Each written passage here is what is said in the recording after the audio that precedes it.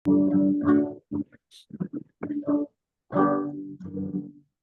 kota tanpa malam di Yerusalem baru. Rumah Bapa indah mulia. Aku rindu ke sana bersama Yesus Tuhan. Aku rindu ke sana bersama Dia. Satu kota tanpa malam di Yerusalem baru. Rumah Bapa indah mulia. Aku rindu ke sana bersama Yesus Tuhan. Aku rindu ke sana bersama Dia. Aku rindu bersama Dia. Oke, monggo. Sudah, Pak? Udah, oke. Terima kasih. Ya, terima kasih ya. Ini saya Pak Yohanes Putra. Ujiannya singkat-singkat nih. Iya, nggak apa-apa. Ya, nggak apa-apa, singkat-singkat. Alright, selamat siang semuanya teman-teman Kompak ya. Puji Tuhan. Ya, kita ada di Kompak siang ini, di virtual Zoom ini dengan dibantu oleh Pak Karel, Pak Bambang, Bu Maria, dan teman-teman semuanya ya. Bersyukur karena anugerahnya kita bisa berjumpa lagi pada siang hari ini. Ya, kami berharap semuanya dalam keadaan baik-baik dan dalam keadaan sehat dan diberkati. Oke, sepertinya yang bersaksi hari ini sudah komitmen kemarin siang dengan Pak Yohanes Putra dari Cianjur. Tapi sorenya dia telepon saya lagi bahwa dia akan ke Jakarta, tapi nggak apa-apa, dia bilang akan selesai di Jakarta jam 1 sudah beres, dia bilang. Dia bisa tetap on schedule untuk bersaksi. Ini mikrofonnya Bu Maria masih on ya? Bisa dimatiin, Mbak? Ya, ya oke. Jadi nggak apa-apa. Hari ini karena Pak Yohanes Putra ada volunteer ya, ada yang ingin bersaksi mengalami Kristus ya. Pak Gibson, Tampu Bolon, Pekanbaru. Oke. Ya, terima kasih Pak Gibson ya. Bagi teman-teman yang saat ini sedang di rumah, sedang menyaksikan YouTube channel siang hari ini, ya silakan YouTube ini dibagikan ke grup-grup rohani atau juga ke grup-grup WhatsApp agar supaya kita bisa menjangkau lebih banyak jiwa-jiwa karena kesaksian pada Pak Gibson pada siang hari ini pastinya luar biasa karena tidak biasanya ini ya Pak Gibson yang sudah berbaring ya selama 27 ya 27 years ya 27 tahun ya ya mau membagikan ya ya banyak orang yang mengaku ya pernah mengalami Kristus bukan mengaku kenal dengan Kristus tapi tidak banyak kalau mau jujur yang mengalami Kristus. Nah disinilah kita akan melihat bedanya siapa yang mengenal dan siapa yang mengalami Kristus ya. Tujuan YouTube channel ini adalah untuk memberkati, menguatkan iman orang percaya dan menjangkau jiwa-jiwa baru. Oke, silakan di-share ya di teman-teman komunitas yang lain sesuai dengan Markus 16 ayat 15, Matius 28 19 20 dan Kisah 1 ayat 8. Bagi yang rindu untuk bersaksi bisa call ke nomor WhatsApp Kompak Siang di 08122 970 2298 atau 08123 5567375. Nanti akan kami jadwalkan untuk bisa tampil di Kompak Siang. Mari kita sambut dengan sukacita. Tamu yang akan bersaksi adalah Pak Gibson, Tampu Bolon. Selamat siang Pak Gibson. Bisa dengar suara saya? Selamat siang buat kita semuanya. Oke. Selamat. Bisa on cam kah? Atau nggak bisa? Saya coba. Tapi apakah bagus ya pakai on cam? Coba, bisa. On cam supaya oke lah, nggak apa-apa, boleh. Ya, lebih real. Oke, ini ada Ibu Erli. dari Bengkulu. Selamat siang Ibu Erli. Salam, selamat siang Pak Andre. Oke, Bapak Ibu Pak terkasih Andre, dalam selamat Tuhan siang, ya, Pak siang hari ini Gibson, kita berjumpa kembali di Bu sesi Maria. testimoni. Hari ini tanggal 25 Juni yang akan bersaksi yang menggantikan Pak Yohanes adalah Pak Gibson. Ya, Pak Gibson tuh bukan lagi enak ya, lagi susah, tapi tetap kalau bicara mengenai Kristus, dia selalu on fire saya perhatikan ya. Bukankah kita semua adalah orang yang luar biasa di kita semua di sini? Karena kita semua sudah ditebus oleh darah Kristus. Ya, terima kasih buat kehadirannya Pak Gibson ya, yang sudah berkenan hadir dan berkenan untuk menggantikan Pak Yohanes Putra. Bagi teman-teman yang sedang menyaksikan YouTube channel ini, tolong jangan di skip. Ini penting ini. Ini kesaksian Pak Gibson mengalami Kristus ya. 27 tahun loh mengalami Kristus ya. Karena ini sangat penting. Dan jarang ada orang yang seperti Pak Gibson ya, bisa memberikan waktunya. Saya perhatikan dia, jika ada kesempatan pasti masuk di Kompak Siang ini. Ya, untuk teman-teman saya minta dengan hormat dan dengan kasih supaya kameranya on. Ya toh, kameranya on supaya apa? Supaya Pak Gibson ini bisa berbicara kepada setiap kita. Tidak berbicara kepada tembok atau layar kosong.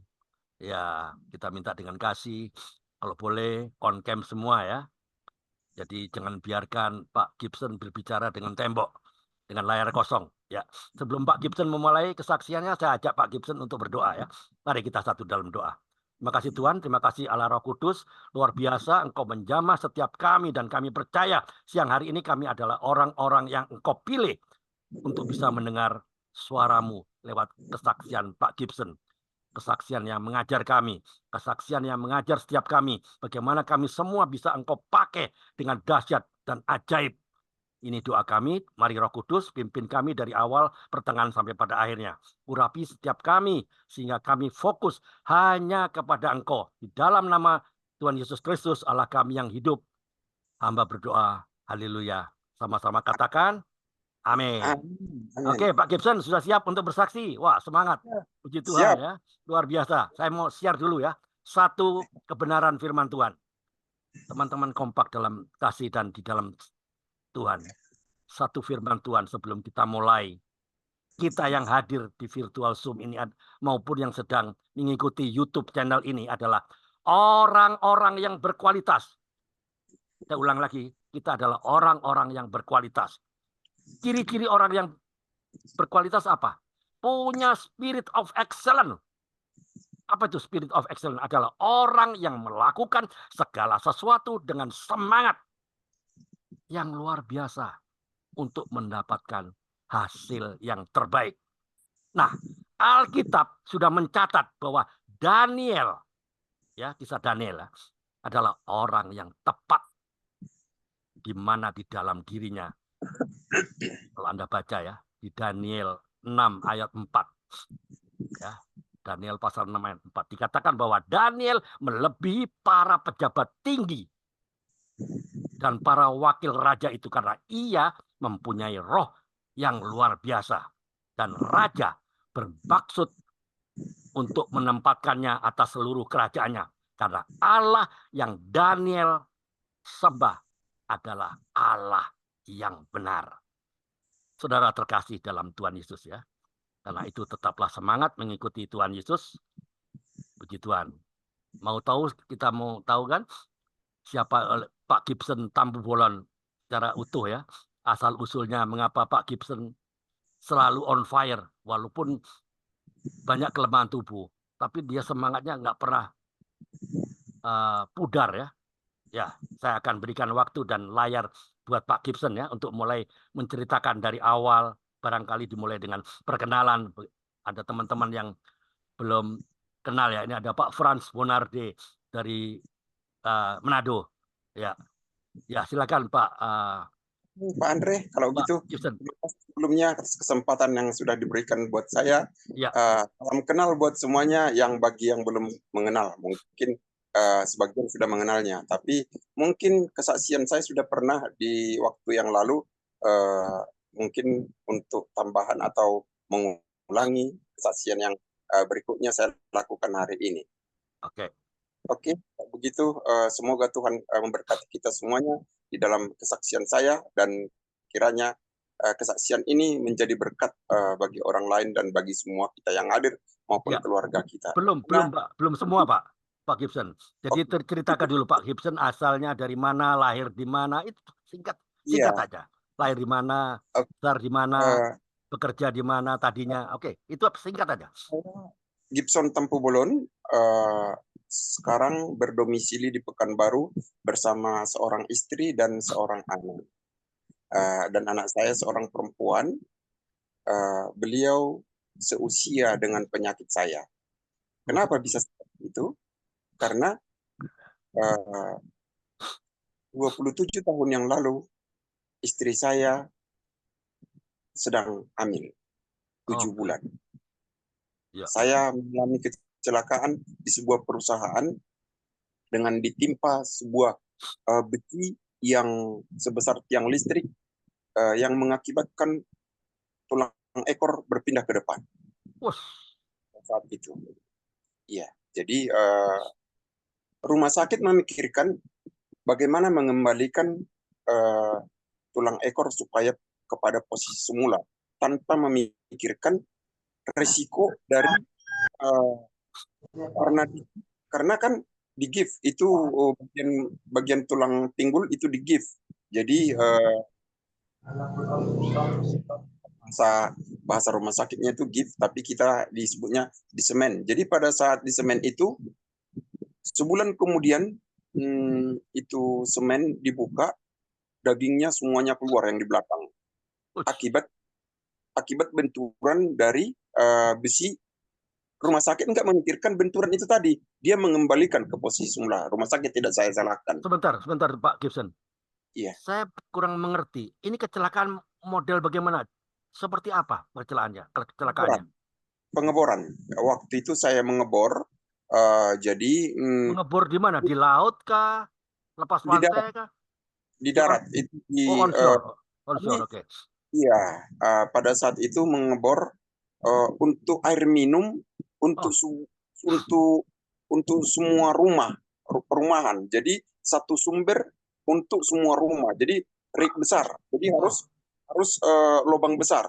Jadi artinya sumber airnya harus besar untuk bisa mencukupi ke seluruh perumahan. Dulu masih Caltech namanya, sekarang sudah Pertamina dengan perubahan waktu. Jadi mengakibatkan besi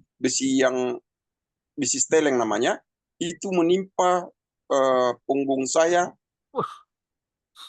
Itu ada kami bertiga di sana, tapi saya lah yang paling parah dari bertiga tersebut. Sebentar dulu Pak Gibson, saya tidak mengerti. Pak Gibson kan bekerja di perusahaan apa? Perusahaan asing kan? Bukan. Kami di anak cabangnya di perusahaan. Bukan. Oke, perusahaan itu kan punya sistem safety ya, keselamatan sebelum melakukan pekerjaan ini, diberitakan keselamatannya kalau jika ada hal yang terburuk akan seperti ini. Apakah ada briefing sebelum melakukan itu? Karena kami adalah cabang dari perusahaan, jadi anaknya. Jadi safety itu tidak terlalu diterapkan di perusahaannya. Jadi sehingga kami melakukan seturut dengan yang kami ketahui, yang biasa kami lakukan. Seperti itu. Jadi tidak ada briefing sebelum melakukan sesuatu pekerjaan A, misalnya A akan mengerjakan ini, orangnya ini, posisinya di sini. Jika ada sesuatu yang buruk terjadi, akan ini jalan keluarnya. Apakah nggak ada seperti itu? Karena begini Pak Andre, karena kami sudah melakukan, sudah biasa, jadi nggak perlu harus pakai briefing lagi, karena melebihi dari medan yang seperti itu pun sudah kami lakukan. Sedangkan ini lokasinya ada di lapangan luas, jadi seperti lapangan bola. Jadi bisa dikatakan briefing itu nggak diperlukan di sana. Sedangkan di luar yang seperti itu, seperti misalnya kalau kita mengebor untuk sebuah perusahaan perkebunan, itu lokasinya bisa jadi ada di dekat pohon-pohonan atau mungkin ada di Oh, tanahnya tidak datar seperti itu ya. Itu kami lakukan malah tidak ada eksiden. Jadi ini malah di tempat yang paling bagus kami bisa terjadi. Ya sama seperti gini Pak Andre, mungkin kalau Pak Andre di jalan yang sempit atau jalan yang ramai tidak terjadi kecelakaan. Karena apa? Andre akan hati-hati. oke. Tapi ketika berada di kota yang menurut Pak Andre itu aman-aman saja, ada bahasa kalau bukan kita yang menabrak, orang lain yang nabrak. Begitu ya? Ya, ya, ya. Itu dia. Kalau di lokasi yang aman, seperti itu. Tapi jika di lokasi yang sampai harus pakai spion untuk spion, maksudnya spion jalan ya, bukan spion mobil, spion jalan seperti di jalan yang harus bertikungan di Ya, ya. gunung-gunung seperti itu, Oke. jangan terjadi terguling mobil. Ya, ya. Itu mungkin perbandingannya. Tapi saya teruskan sedikit Oke, cerita saya. lanjut. Oke. Saya kelahiran tahun 68. Jadi kalau sekarang sudah berumur 56 tahun. Kejadiannya di 27 tahun yang lalu, saat itu saya masih berusia 29 tahun. Yo. 29 tahun dan istri saya berumur 27 tahun. Sangat muda banget. Ya, Jadi ya. saat kejadian menimpa saya tidak terima Ya. kejadian ini. Jadi sebelumnya saya teruskan tadi kenapa anak saya sama dengan usia saya, dengan usia penyakit saya, karena di saat itu dia berumur 7 bulan dalam kandungan. Pada saat saya berada di rumah sakit, 2 bulan kemudian istri saya yang merawat saya selama 2 bulan di rumah sakit. Sudah semua rumah sakit yang ada di Pekanbaru saya jalani. Jadi akhirnya di rumah sakit umum. Kenapa di rumah sakit umum? Karena di rumah sakit umum lengkap fasilitasnya. Jadi Oke. jatuhnya sama. Jadi pada saat itu saya berada di ruang saraf. Ruang saraf maksudnya saraf untuk semua tubuh atau ruang patah-patah ya. Jadi istri saya 2 bulan kemudian berada di ruang bersalin. Itu kejadiannya. Jadi pada saat saya katakan tadi saya sudah berusia 29 tahun pada saat itu baru 2 tahun menikah kami. Ya, ya, ya. Baru 2 tahun. Saya berumur 27 tahun, istri saya berumur 25 tahun. Dan anak saya setelah hampir 2 tahun ya, hampir 2 tahun Ya, baru 2 tahun. ada anak saya, itu dia. Jadi kosong dia 1 tahun lebih. Gitu. Jadi saat itu saya nggak terima, jadi saya putus asa bahkan di rumah sakit itu semuanya dokter saya ada 7, dokter saraf, dokter tulang, dokter organ dalam, semuanya ada 7 dokter saya pada saat itu. Jadi semuanya dokter, dari sini kita ketahui dokter ternyata bukan hanya mengobati penyakit yang dia obati, ternyata dia juga memiliki pengetahuan kejiwaan, yaitu melihat mata kita, melihat kejiwaan kita, apakah kita siap atau gimana, itu dipelajari oleh semua dokter. Sehingga dokter mengatakan kepada keluarga saya pada saat itu, tolong jangan ada benda tajam atau benda tumpul sekalipun di sekitarnya, karena di matanya ada keputusasaan. Memang benar, itu saya memiliki keputusasaan. Saya tidak terima dengan keadaan, karena ketika dinyatakan saya lumpuh, tidak bisa berjalan sama sekali, dan obatnya hanya kalau ada yang memberikan sarafnya kepada saya, yaitu saraf tulang ekor. Dan itu belum tentu sama. Dan belum tentu juga ada yang rela atau keluarganya. Bahkan jika ada pun yang rela memberikan, keluarganya belum tentu mau memberikan. Ya. Mengizinkan. Sebentar Pak Gibson. Sebentar Ya. Pak. Ya. Bagaimana dengan Pak? Dengan tanggung jawab dari perusahaan Pak? Ya, very good. Iya. nanti akan saya jawab sampai di akhir Oke. Ya, saya. Iya. oke, Pak. Jadi saya lanjutkan sebentar ya Pak Karel ya. Jadi pada saat itu dokter menyatakan bahwa saya harus menerima keadaan ini. Jadi dokter waktu itu membuat ilustrasi, ini stop kontak, kamu lihat? Katanya. Iya, saya lihat, Pak Dokter. Jika saya sambungkan atau saya cetekkan ini kontaknya ini, maka hidup bola lampunya, katanya. Jadi saat ini kamu mengalami yang seperti itu. Sedangkan stop kontaknya ada pada Tuhan Yesus. Kebetulan dokter saya waktu itu Tuhan orang Katolik. Jadi dia mengatakan seperti itu kepada saya. Iya. Akhirnya dokter saya itu sekarang sudah meninggal. Nah, itu pula ya. Malah pasiennya belum meninggal ya? Iya pasiennya sudah sembuh. Sehat malah ya. Malah ikut Zoom di sini lagi. Malah ikut Zoom dia. Ya. Bisa tertawa dia sekarang. Sebentar Pak Gibson. Menarik ini. Apakah Pak Gibson nggak pernah merasa Tuhan, salah saya apa? Saya ikut Tuhan, saya bukan orang jahat. Saya memberi makan anak-anak saya dengan keringat saya, dengan kerja keras saya.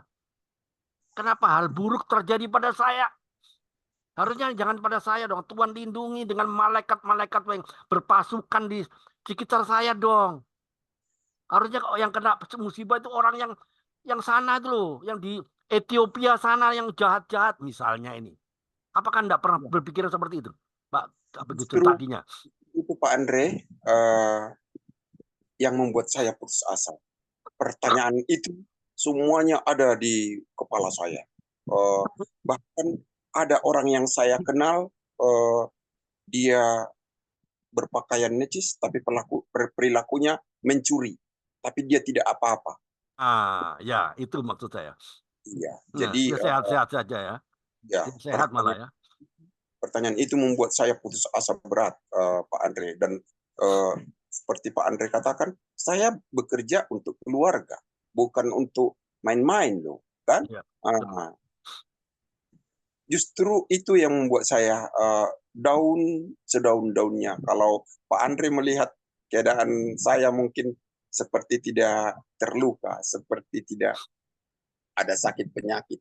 Dan banyak orang yang sudah melihat saya setelah sekarang. Mereka melihat saya tidak ada yang kamu derita sepertinya. Gitu kata mereka. Karena apa? Itu 7 tahun lamanya Pak Andre. Saya putus asa, tidak terima dengan penyakit. Bahkan seperti saya katakan tadi, ketika rumah sakit atau pihak dokter mengatakan bahwasanya jangan sampai ada benda tajam atau benda tumpul sekalipun, saya juga mencoba. Karena apa? Air minum saya disediakan air gelas yang plastik. Itu pun saya coba untuk bunuh diri. Tapi tidak mati. Karena apa? Begitu sesak hidung saya buka. Jadi nggak jadi mati. Itulah. Jadi ya itu puji Tuhan bisa kita bertemu sampai hari ini. Setelah 7 tahun saya mengalami keputusasaan. Bahkan ada begini ceritanya Pak Andre. Ketika saya di rumah sakit ada satu hal yang sedikit lucu. Tapi ini membuat kita tercengang akan perkataannya. Bagaimana? Pada saat itu saya keputusasaan. Kan biasa Pak Andre, mungkin Pak Andre juga atau saudara-saudara yang lain pernah melakukan kunjungan ke rumah sakit untuk melayani orang-orang yang sakit, untuk memberitakan firman Tuhan, mungkin memberi kekuatan seperti itu Pak Andre. Jadi saat itu ada orang, belum pendeta dia, tapi dia melayani saya pada saat itu. Dia memberitakan firman Tuhan, tapi saya kan putus asa. Jadi yang saya katakan apa? Pada saat itu jika ada Tuhan, katakan kepada Tuhan itu supaya saya disembuhkan. Itulah yang menjadi perkataan saya kepada Bapak Pendeta tersebut. Jadi sehingga dia datang berkali-kali sebelumnya, sebelum saya bertanya seperti itu, saya bilang nggak usah datang. Itu begitu kerasnya saya mengatakan itu. Nggak ada lagi gunanya. Karena saya merasa sebentar lagi akan mati juga, tak ada gunanya.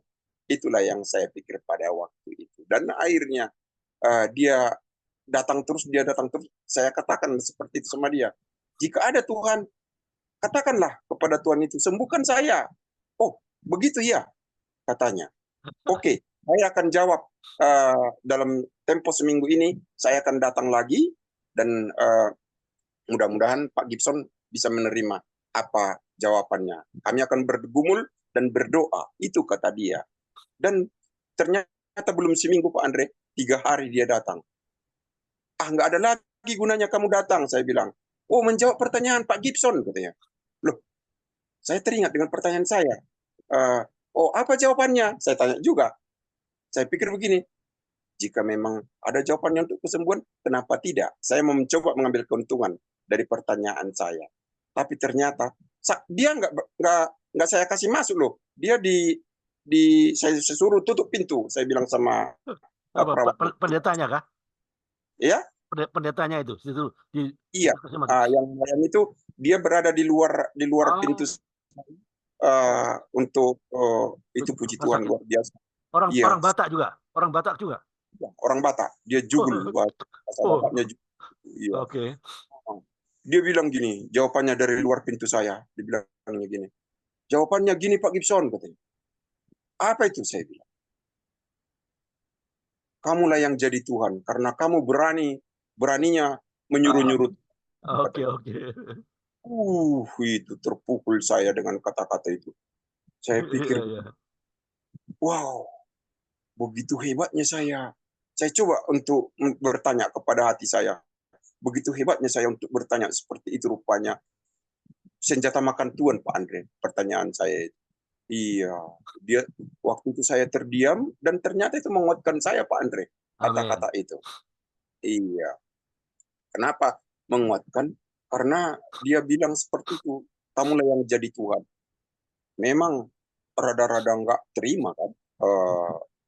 Kok jadi begitu jawabannya gitu kan? Iya. Andre, jadi setuju. Selama 7 tahun itu Pak Andre, saya Kristen, sebelumnya pun saya Kristen tapi Kristen KTP. Jadi maksudnya KTP tanpa iman ya. Tanpa pertobatan, KTP, tanpa Kristen ya. Tanpa pertobatan, KTP. Ya. Jadi luka saya selama itu belum sembuh-sembuh yang di punggung saya. Satu kesaksian ketika luka saya sebesar punggung saya itu, seluas itu, saat itu ada yang mencari anaknya ke rumah sakit. Dia coba membuka horden pintu jendela saya untuk melihat. Pada saat itu dokternya lagi membuka perban saya. Jadi saya lagi mereng, dia lihat punggung saya, dia pingsan di jendela. Dirawat ibu itu jadinya. Karena apa? Nggak mampu dia melihat tubuh saya bolong. Mungkin pernah nonton film Sandal Bolong. Film bolong. Okay. Itu punggung saya bolong semuanya. Dan pada saat itu Pak Andre, dengan kebolongan punggung saya itu, dengan busuknya tubuh saya ini sebenarnya bagaikan Lazarus loh, yang sudah 3 atau 4 hari udah membusuk ya, dikubur, kemudian dibongkar. Bayangin itu Pak Andre, kalau dibongkar kembali yang sudah busuk, yang sudah dikubur, betapa baunya. Jadi tubuh manusia itu sangat bau. Iya. Jadi pada saat saya waktu itu dibukakan punggung saya sama dokter, ketika dibuka itu giftnya, ternyata tulang punggung atau tulang ekor saya sepanjang 1 jengkal hancur, dan saraf ganglion Saraf ganglion itu saraf tunggal dari leher sampai ke bawah, itu namanya saraf tunggal. Itu di bahasa dokternya saraf ganglion, itu adalah yang kita perintah dari otak. Itu yang memerintah kaki kita untuk bisa berjalan atau bergerak atau merasa atau apa. Jadi saat itu ketika itu sudah putus, maka mulai dari tulang ekor saya sampai ke kaki, saat itu perintah tidak bisa diperintah. Karena apa? Sudah putus dia. Jadi tulang saya yang sudah remuk pada saat itu akibat benturan besi bagaikan beling dikeluarin satu persatu, bagaikan beling dia ditarikin satu persatu Oke. dari dalam punggung saya. Dan puji Tuhan 7 tahun kemudian dengan keputusasaan saya sesuai dengan berjalannya waktu, saya pun semakin ingin mengetahui kebaikan Tuhan dalam hidup saya.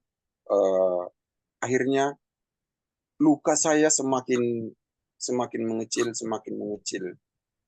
tapi masih ada juga, belum sembuh total. Kira-kira sebesar ini, kalau ada bisa melihat sebesar ini tinggal, tapi lama sekali tidak bisa sembuh total. Saat itu pendeta gereja saya mengatakan begini, bagi Tuhan tiada yang mustahil. Amin. Mau dibaptis? Oke. Saat ini juga kami mau baptis Bapak Gibson. Oh, waktu itu belum dibaptis ya? Belum. Belum. Oh, Saya oke. masih Kristen apa? KTP ya? Kalau kayak HKBP lah bahasanya. Oh, ya, oke. Kesukuan dulu, kesukuan. Jadi baptis percik dulu ya. Itu dia. Jadi kemudian saya dibaptis itu setelah saya sakit ini baru masuk ke gereja Pentakosta, ya kan? Ya. Jadi kata pendetanya waktu itu, bagi Tuhan tiada mustahil, maukah dibaptis? Mau, dan benar. Saya pun dibaptis, digotong ke yang lucunya, saya katakan lucu, tempat baptisan itu ada di lantai 2. Jadi saya harus diangkat dari bawah sampai ke atas, digotong pakai kursi roda gitu, mereka angkat dari tangga seperti itu. Dan akhirnya setelah sampai di lantai 2 itu untuk kolam baptisannya sudah dikeringkan, tinggal mungkin hanya setinggi sepinggang, mungkin sepinggang saya, dan semuanya teman-teman ada di atas melihat saya. Oke. Jadi saya selama 7 tahun tidak pernah mandi. Saat itu saya dibikin ke kolam renang, wih senangnya minta ampun. Tidak Segar, pernah ya? mandi Segar 7 ya? tahun. Iya, jadi ketika saya berada di kolam renang, saking senangnya saya coba untuk berenang. Us. Iya, untuk berenang. Saking senangnya saya coba berenang. Lepas, saya bilang begitu kan. Oh, bisa kah? Iya, Oke. jadi saat itu belum lagi, dengar dulu Pak Andre. Oke. Bisa atau tidaknya. Jadi mereka saya lihat ke atas nangis semua. Oh. Loh, kok bisa nangis? Saya pikir begitu Pak Andre kan. Ternyata saya berenang di tempat, tidak bergerak. Oh, Karena oke. Ya. iya, akhirnya setelah dibaptis, saya pun diangkat ke atas. Puji Tuhan, 3 bulan kemudian luka itu tertutup semuanya. Oh, luar biasa. Itu Waktu di kena baptisan tuh kena air apa enggak? Lukanya enggak sakit itulah apa kata gimana? dokter.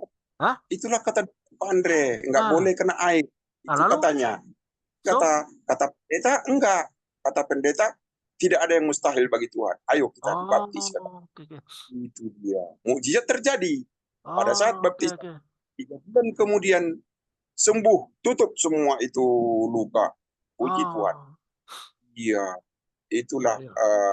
kesaksian saya itu pada saat saya bisa sudah tertutup itu luka, kemudian saya pun ingin berkarya. Amin. Karena apa? Saya dibaptis, saya pun sudah mulai mengenal Tuhan, tapi kan masih proses kan Pak, belum tentu langsung pada saat kita bisa dibaptis langsung bisa kita menerima akan keadaan, belum, masih proses dia itu. Tapi puji Tuhan ketika sudah dibaptis, saya mulai pelan-pelan berjalan sesuai dengan berjalannya waktu, saya pun menerima akan keadaan, dan puji Tuhan sampai saat ini Pak Andre sudah 27 tahun lebih, udah hampir 28 sekarang saya berada di atas tempat tidur. Jadi kondisi saya saat ini berada di atas tempat tidur, kemudian saya kalau mandi diangkat sama ibu. Oh iya, saya menceritakan bahwasanya kesetiaan seorang istri. Ya. Selama 27 tahun beliau setia merawat saya sampai keadaan saya menerima sampai seperti ini. Saat ini kami memiliki sukacita selalu, memiliki kekuatan dari Tuhan, sekalipun keberadaan ekonomi yang harus dia yang menggantikan posisi dia, menggantikannya, dia harus berladang di tanah orang yang berinvestasi. Artinya tanah orang kaya itu, tanah-tanah itu mereka tidak gunakan, mereka hanya khusus investasi. Jadi itulah yang ditanami sayuran sama istri saya, atau pisang atau ubi. Jadi seperti pertanyaan Pak Karel tadi, apakah perusahaan tidak menanggung? Tidak menanggung sama sekali sampai saat ini Pak Karel. Jadi Tuhan itu ajaib, bisa mencukupkan kebutuhan di situasi apapun. Tuhan menyediakan hal yang tidak mungkin kita pikirkan, tapi bisa Tuhan sediakan. Mungkin pada saat itu Pak Andre, bagaimanalah istri harus menggantikan posisi saya, sedangkan anak saya masih baru lahiran. Saat itu kami mencoba untuk berutang ya, ngerti ya, ke warung. Istri saya mencoba berutang ke warung. Pada saat itu warung katakan, kamu baru melahirkan, suamimu dalam keadaan seperti ini, saya tidak punya modal untuk memberikan utang. Itu katanya Pak Andre. Jadi istri saya pulang ke rumah menangis karena kami berpikiran seperti ini Pak Andre. Saat itu anak saya masih baru lahir, jadi kami pikir kalau kami lapar tidak apa-apa. Jadi alangkah baiknya hanya satu genggam atau satu muk ya, satu takar itu beras pun jadilah diutangkan bagi kami pada saat itu. Itulah menurut kami. Jadi ternyata itu tidak diberikan. Jadi kami mencoba untuk berdoa. Istri saya memiliki iman yang kuat, makanya bisa bertahan sampai sekarang. Jadi istri saya berdoa. Dulu masih belum ada kompor, masih tungku. Dia bikin itu periuk, kemudian diisi air, kami tumpang tangan, berdoa supaya Tuhan mengisi beras untuk ke periuk tersebut. Sampai kering itu air, nggak ada isinya Pak Andre. Saat itu, saya pikir, apakah Tuhan itu memang tidak ada? Menangis jadi-jadinya karena anak kami sudah mulai rewel. Itu. Jadi saya pikir ini, sebaiknya kita mati saja. Gitulah yang perkataan saya. Tapi istri saya diam, dia menekur, apakah memang harus sampai mati karena tidak ada makanan kah? Begitu mungkin. Tapi puji Tuhan Pak Andre, tetangga kami jauh dari sekitar 1 kilometer dari rumah kami. Kebetulan beliau orang Jawa. dia datang membawa makanan 2 piring lengkap dengan nasinya, sayurnya, Wah, ikannya, lengkap 2 piring diantar ke rumah. Sama piring-piringnya pun tidak boleh dikembalikan. wah, Katanya lagi wiritan atau apa, nggak ngerti saya. Itulah ada acara. oh, Jadi orang Jawa kah? Wiritan. iya, Om Jam. Iya, benar. Wiritan, nah, wiritan itu bahasa Jawa. Oke. Iya, itu. Ya, ya. Jadi sampai piring-piringnya pun tidak boleh dikembalikan. Itu katanya Pak Andre. Oh, Tahu Andre, pada saat mereka pulang, ibu tersebut pulang, kami nangis sejadi-jadinya, berterima kasih kepada Tuhan. Tuhan Yesus, amin. ternyata Engkau ada Tuhan. Tadi kami minta hanya segenggam beras, tapi Kau berikan kami lengkap bersama sayurnya, bersama ikannya, bahkan 2 piring Tuhan berikan. Amin. Itu sungguh ajaib, keajaiban terjadi pada saat itu. Iya, jadi kalaupun Ya. sampai saat ini Iya. bisa sesuai berjalannya waktu, mungkin kalaupun istri saya menanam sayuran, nanam ubi, jadi kami mencoba untuk pagi-pagi hanya makan sayur atau pagi makan ubi, siangnya makan daun ubi atau sayur-sayuran, kemudian di sore harinya kami coba makan nasi sedikit-sedikit, menjadilah karena saat itu yang ada hanya bisa untuk meneruskan kehidupan. Dan Ya. puji Tuhan, Oke. sekarang ini Ya. kami sudah bisa makan 3 kali satu hari. Amin. Ya. Karena Tuhan sudah mencukupkan semuanya. Ya. Itulah kesaksian saya. Oke, Semoga terima kasih Pak Gibson. Saya mau tanya, waktu Pak Gibson mengalami keputusasaan seperti sama pendeta, nggak usah datang lagi sini. Datang ini kalau sudah saya bisa menyembuhkan saya. Sepertinya Pak Gibson mengalami kekecewaan terhadap Tuhan, terhadap mungkin segala orang. Pak Gibson kecewanya sudah menumpuk sehingga rasanya Tuhan ini nggak ada. Nah, kapan titik balik Pak Gibson itu mengalami, wah, ternyata Tuhan punya rencana. Nah, kapan itu titik balik yang Pak Gibson yang tadinya merasa kecewa sama Tuhan, mau bunuh diri, bla bla bla. Terus titik baliknya kapan itu? Apa yang terjadi? Ya. Iya, setelah saya mengalami 7 tahun kemudian tadi, Pak Andre, Oke. kemudian saya sudah dibaptis, itu memiliki pemikiran bahwasanya pada saat itu seperti yang Pak Andre tanyakan itu semuanya bisa pelan-pelan terbuang Iya. sesuai dengan firman Tuhan yang tertulis di 2 Korintus, ya, yang Ya. ada di 2 Korintus 7 sampai 10. Jika aku lemah, maka aku kuat. Wah. Pada saat itu firman itu memang awalnya tidak saya terima. Bagaimana mungkin di waktu lemah bisa kuat? Apa makna dari firman tersebut? Tapi pelan-pelan saya pun digiring terus.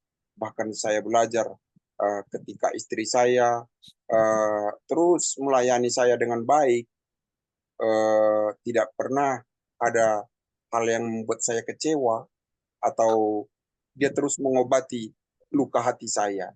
Oke. Karena dia, satu lagi yang saya katakan, karena saya katakan tadi istri saya adalah orang yang kuat imannya. Begini Pak Andre, jadi pengaduan kami termasuk istri saya hanya kepada Tuhan. Jadi pada saat itu Pak Andre, istri saya selalu meninggalkan saya karena dia bekerja seharian di malam hari, bukannya melayani saya, merawat saya, tapi karena udah sore hari dia coba untuk kasih makan, cuci piring semuanya, terus sebelum jam 7 dia sudah pergi ke gereja. Jadi di gereja terus dia sehari-hari pokoknya di waktu malam. Jadi pada saat itu begini Pak Andre terjadi. Saya merasa bagaimana mungkin kamu terus melayani Tuhan, saya tidak dilayani. Merasa saya seperti itu Pak Andre. Iya. Oke. Kebetulan istri saya bilang begini, iya, aku ngantuk loh tadi di gereja. Gitu katanya. Jadi saya bilang begini, kalau kamu ngantuk, apa gunanya? Lebih baik di rumah, melayani saya di rumah. Itu menurut pikiran saya. Tahu apa jawabannya Pak Andre? Jawabnya di malam hari pada waktu saya tidur, saya bermimpi. Tuhan mengatakan seperti ini dalam mimpi saya. Oke. Iya. Tuhan bilang seperti ini. Sekalipun istrimu dalam keadaan lelah, dalam keadaan tidur menjumpai saya akan perhitungkan. Itu Amin. kata Tuhan. Amin. Saya terhentak kalimat itu, Pak Andre. Saya udah mau hampir nangis ini, kata-kata itu. Iya. Bagaimana mungkin? Kenapa? Kok begitu jawabannya Tuhan? Saya nggak mampu menerima kata-kata itu. Kok bisa begitu Tuhan jawabnya? Itu menurut saya. Jadi kamu juga diberkati. Amin. Bersama dengan istrimu dan anakmu. Gitu kata Tuhan. Jadi bagaimana mungkin dalam keadaan seperti ini saya diberkati, istri saya yang sudah bisa kubayangkan atau dibayangkan oleh teman-teman, seorang perempuan bekerja hanya berladang-berladang seperti itu. Jadi menurut saya, apa sih yang diberkati? Menurut saya seperti itu juga ya kan Pak Andre. Jadi itulah saat waktu berjalan semuanya diberikan Tuhan kemampuan, Amin. kekuatan. Bahkan akhirnya saya pun mencoba mencari Tuhan itu yang sesungguhnya, mulai dari pada waktu seperti pertanyaan Pak Andre, di waktu COVID kemarin, itu salah satu berkah juga buat saya. Karena apa? Pada waktu COVID itu, orang tidak bisa ke gereja. Jadi saya bersama istri ada di rumah. Ya begitu kan? Ketika berada di rumah, puji Tuhan, seorang hamba Tuhan juga memberikan saya sebuah handphone. Saya belum tahu dulu Android ini. Jadi diberikan saya handphone supaya bisa kebaktian lewat Zoom. Online. Oke. Jadi iya. Jadi COVID juga membawa berkat. Amin. Begitu. Iya. Dulu Tuhan punya rencana ya. Tuhan punya rencana. Amin. Pernah bisa ke masa tidak pernah bisa ke gereja. Bagaimana mungkin istri saya mau mendorong saya ke gereja? Jadi dengan adanya COVID, saya lewat Zoom kebaktian terus sampai saat ini. Saya sibuk terus. Mungkin ada yang sudah mengenal saya, di mana-mana saya ada Zoom. Karena apa? Betul, saya ya. terus akan kebenaran Tuhan. Saya terus mencari akan kebaikan Tuhan. Lewat Zoom seperti itu, saya terhibur. Karena saya nggak bisa kemana-mana kan. Jadi saya ada di rumah. Jadi saya gunakan Android seperti ini. Bertemu dengan saudara-saudara yang ada di sini semuanya. Amin. Yang tadinya belum kenal, bahkan mungkin seperti Maria Kendek yang ada di Papua bisa kenal dengan saya, puji Tuhan. Urip yang ada di tempat yang sangat jauh bisa mengenal saya seperti ini itu, atau saya kenal semuanya termasuk Pak Andre yang tadinya dan Pak Karel dan semuanya, Pak Yohanes bisa saya kenal sekarang di sini dan Pak Bambang. Itulah yang saya semangat. Oke, waktunya tinggal sedikit lagi. Saya beri waktu satu pertanyaan. Ada yang mau bertanya? Iya, silakan. Ada yang mau bertanya? Saya. Oke. Siapa nih? Saya. Ya, terima kasih selama Bapak sebelum mendapat ujian daripada Tuhan, apakah waktu itu Bapak aktif ke gereja bersama dengan Ibu, ataukah yaitu suka bermain-main dengan Tuhan atau suka-sukanya Bapak, bukan mengikuti suka-sukanya Tuhan. Dan yang kedua, Menarik. pada saat kita mengalami yaitu ujian, apakah Bapak tidak suka marah? Ya, atau mungkin suka marah. Ya, terima kasih. Nah, ini sebelum dijawab ya, Pak Gibson. Saya juga punya pertanyaan yang sama, tapi saya tidak punya keberanian untuk bertanya ke Bapak Gibson. Ini ada wakilnya, diwakili oleh Bu Maria. Saya punya pertanyaan itu, bukan nggak punya, saya punya. Tapi saya kepingin bertanya, tapi saya tidak punya keberanian. Silakan, terima kasih Bu Maria. Ya, terima kasih Bu Maria. Pertanyaan yang sangat bagus. Dan itu benar sekali, Ibu Maria. Sebelum saya kejadian atau mengalami kejadian pada saat itu, saya termasuk seperti yang saya katakan tadi, saya termasuk Kristen KTP. Jadi, tapi kalau istri rajin, saya enggak. Karena apa? Saya sibuk bekerja, di samping sibuk bekerja, terus kalau ke gereja, kebetulan kalau mungkin Ibu Maria ingat pada saat itu masih seusia dengan saya atau juga atau yang ada di sini mungkin tahu akan kejadian HKBP. Jadi kalau ke gereja harus pakaian anti tempur. Ya, saya ingat itu ada itu. Iya, itu pada waktu itu yang saudara-saudara sendiri saling bunuh-membunuh. Bayang itu. Akibat dari siapa namanya di atas sana dulu, yang pemegang pemegang sinode HKBP. Mr. X lah, Mr. X. Iya, mereka waktu itu berlawanan, ada dua waktu itu. Jadi saya cari aman, Maria. Cari amannya apa? Saya coba pergi ke gereja yang aman, yaitu gereja yang berbahasa dengan istri. Saya ceritakan, walaupun kami sama-sama Batak, tapi tidak satu suku. Istri saya punya bahasa lain, saya punya bahasa lain, gitu. Artinya saya punya bahasa Batak, istri saya bahasa Simalungun. Mungkin ada yang tahu. Ya, jadi saya nggak mengerti bahasa Simalungun. Dicoba saya pada saat itu dibawa ke gereja yang aman, yaitu KPS, sama juga sih gereja kesukuan kan, tetap juga gereja kesukuan namanya. Di sana saya nggak, apalagi di gereja Pak Andre, sedangkan bahasa sehari-hari saya nggak ngerti, apalagi di gereja itu asli itu bahasa Simalungunnya. Itu Bu Maria. Jadi saya ngantuk, malu saya waktu itu Bu Maria, waktu di gereja saya tertidur di gereja itu. Iya. Jadi saking malunya saya nggak berani lagi datang ke gereja waktu itu. Karena menurut saya nanti saya akan diejek.